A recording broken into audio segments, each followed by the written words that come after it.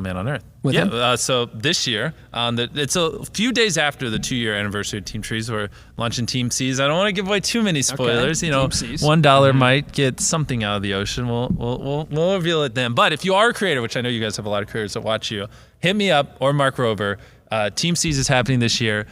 We're gonna try to raise more than $20 million, which is terrifying. I need your help. I'm sick to my stomach thinking. Donated $1 million. So we had this leaderboard. Yeah. The more you donated, the higher up you got. So like it would like get like a ego match for people, and like so like someone would donate $100,000 and be number one, and someone donated 101, and then someone donated 200, and Elon Musk donated $1 million to be number one, which I thought was cool.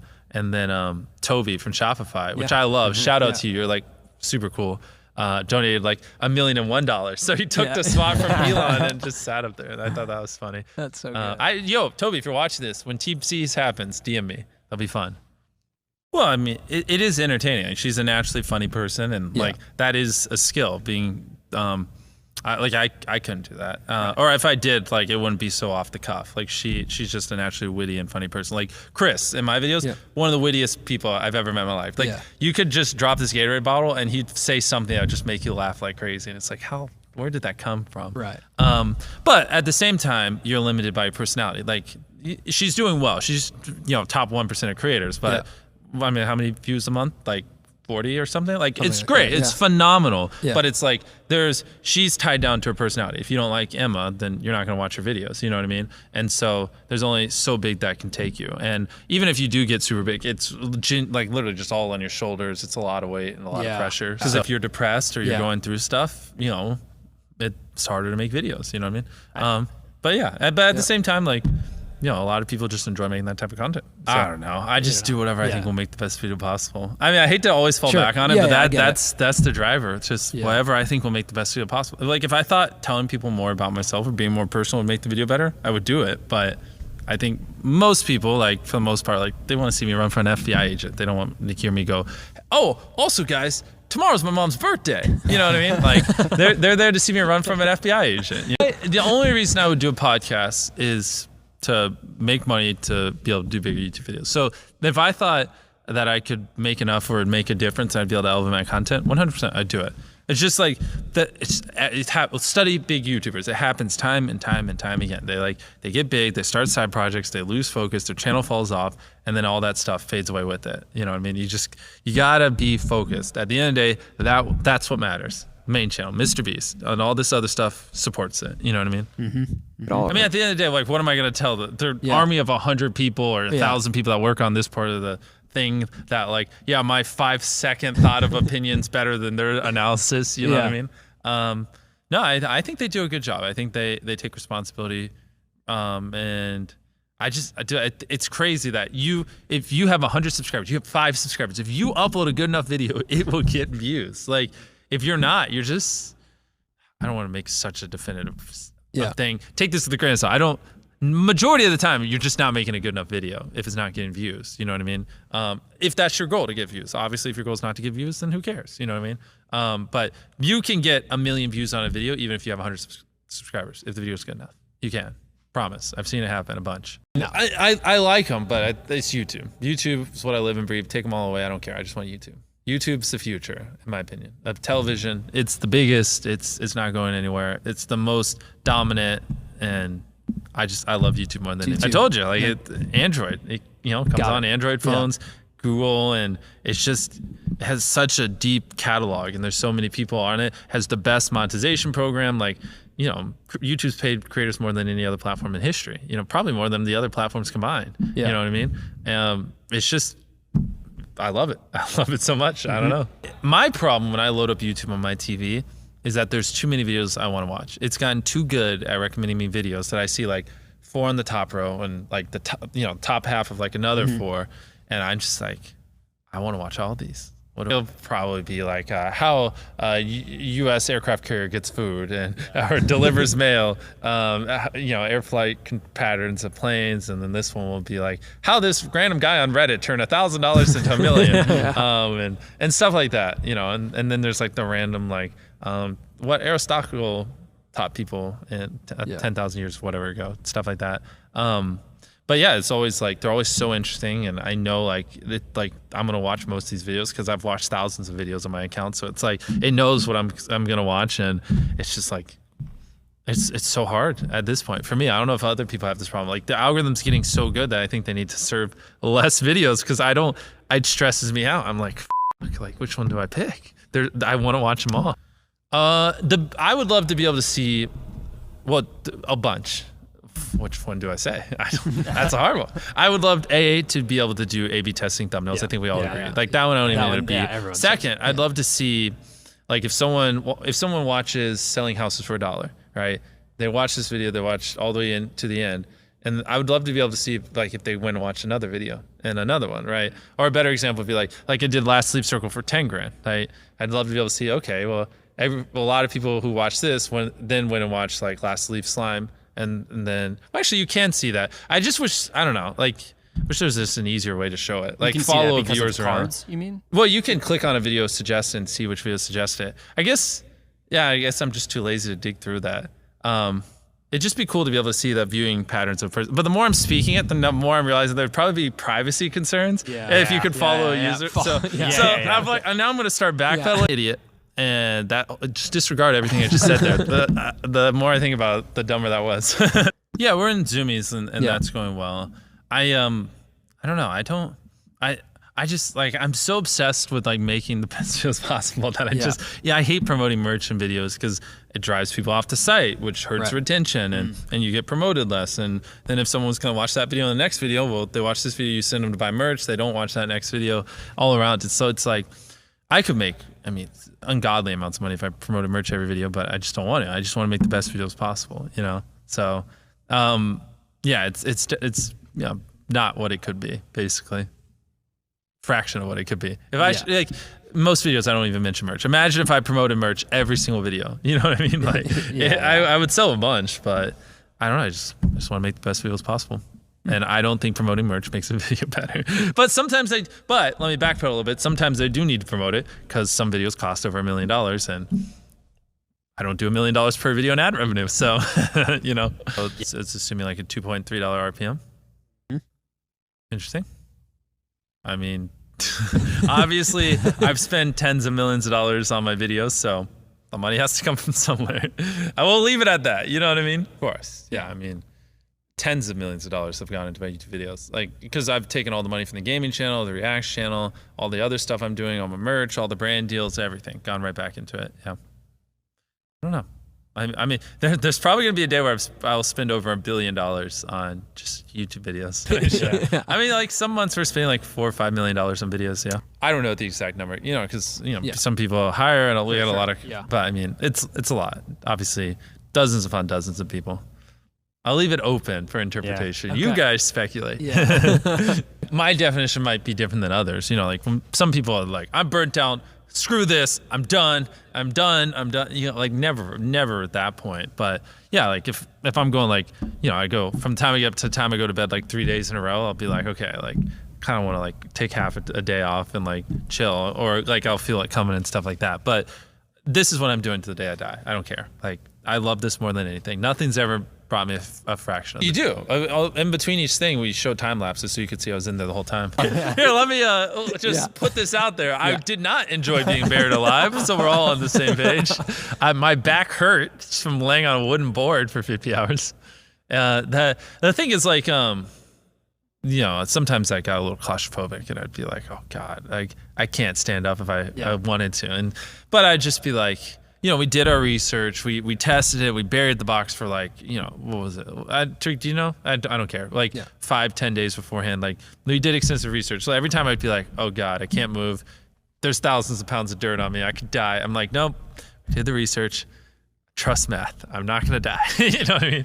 I had to just remind myself multiple times, like, nope, you're good. Cause like it was a see-through coffin. So it's different than just a normal one. Every time I look up, I just see dirt, and it's like just the only thing stopping that dirt from just suffocating me and collapsing on me is just this glass like this thick, you know, and that's the only thing standing between me and whatever, like 8 feet of dirt. We're putting 2 medics stationed, so they're close enough that they can stop me from getting killed by a boa constrictor. Well, I mean, it's strategic. Like we don't ever do anything where I could die. Like buried alive, there was a 0% chance anything would happen to me. Like we did our research, we hired consultants, we spent over $250,000 building that coffin. Like there was no risk. I was probably safer down there than I was up above the ground. And like genuinely, I mean that. I was safer in that box than if driving the car home afterwards.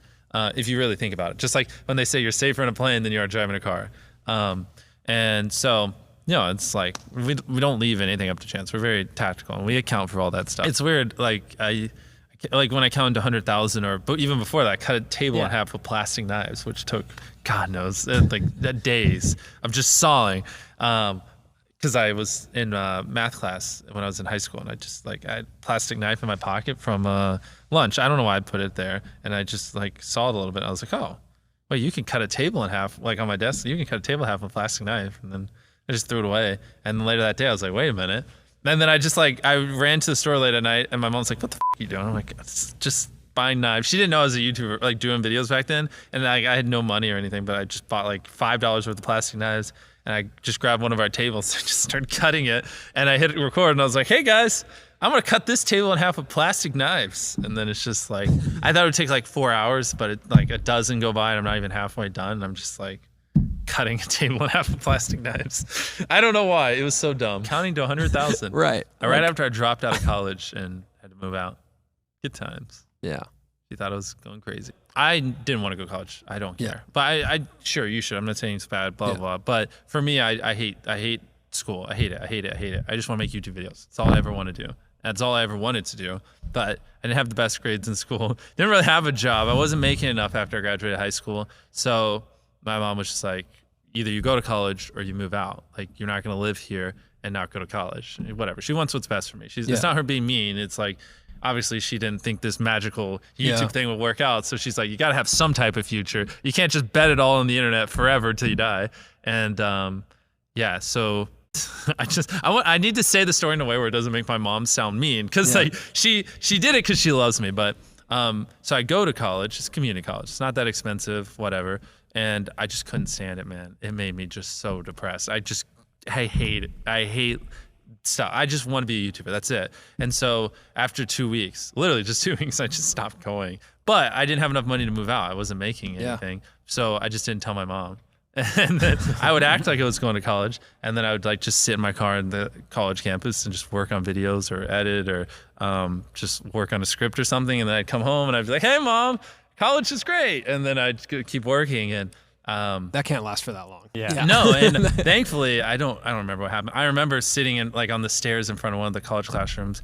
I was like talking to James, one of the people you met, and I was like, yo, I don't know what the fuck's going on, but like I've just been grinding every hour of the day, and I just made like 20 grand a month. I was like, I'm ready to like tell Mom that I'm failing every class and move out tomorrow. He's like, okay. And I picture that because it's like 11 p.m. and I'm just pacing, and then I'm like, yeah, Mom, I have zeros and everything. I haven't been going. And I was like, I'll move out tomorrow. And then I moved out the next day, and she was so mad. But I was starting to finally make money, and so I could afford to move out. And there you go. Probably then a year after that. Yeah. And then I quickly got to the point where I was making her whole salary every month. And it was like, why are you working? And people thought I was dumb. The first thing I did was retired my mom.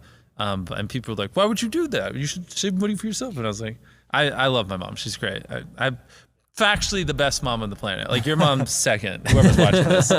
But yeah, I put her through a lot with poor grades, poor everything. And like, I mean, in a world where like, you know, I fail college and nothing comes out of this YouTube thing. It's just fun. I mean, before I did that thing, like 2 weeks into college, I was like trying to negotiate with my mom. I was like, all right, here's the deal. I'll go to college if you do all my homework. You do all the homework. She's like, no. I was like, but I can't do this. I was like, I have to make videos. Like, this makes me sad. This makes me happy. And she's like, this doesn't make money. This will make money. And I'm like, but this makes me happy. And she's like, no. And I forgot that part. That's when I stopped going. My mom wouldn't agree to do all my homework for me. Another funny story is, and I don't know why so early in the semester we had this, but we had to pair up with random people to do a project. And I had a partner, and I just never came back. And like, I completely forgot about it, but we were supposed to be working on something. And like 3 months later, he messaged me, or no, 3 months, sorry, I jumped. Like 2 weeks later, he was like, yo, we still doing this? And I was like, I'm never coming back to college. And he's like, so do I tell the professor? And then he messaged me like 2 months later. He was like, oh yeah, they ended up going easy on me because my partner left. And he like called me and told me about it. And like, it was like the running bit in the class because we got a project together assigned and then I just never came back. And he just left with the whole thing. He said, and so I'm glad it worked out for him. But it was funny. I felt so bad. Money, like again, I don't want to over dramatize it, but we really didn't have much. And so like the second I could, like she didn't have to work twice on Wednesdays and maybe could take a little bit of time off and she could like actually breathe for the first time in her life and stuff like that at this point. You don't know. I mean, I wasn't selling merch. Yeah. I mean, I was probably doing brand deals but no, I didn't even do my first brand deal until I moved out. Because the 10K brand deal was my first one and that was when I was living at my new house. So that was after I dropped out. So yeah, I was probably doing like 20, 30 grand a month in ad revenue from Quid. Yeah. Got it. Shout out to him, which he works at Current now and he's really smart. I'm not going anywhere. Yeah. I'm going to be here in 10 years. I mean, hiring Adam is cheat codes for your company because he just knows so many creators. And like, if he was just at some company that's doing like $1 million a year in revenue or whatever, I'd still probably work with him just because I like the dude. You know what I mean? Yeah. I don't want to go too in depth, but more acres than you could ever need. We're going to build 20,000 square feet of office. We're going to build a replica of this. I mean, the problem is, like I talked about before, if we have multiple warehouses, but since the videos take months to do, and I want to upload in an ideal world for a month. So, and if videos take 90 days to do, you know what I mean? Like that's 12 videos that in the next 90 days you got to do.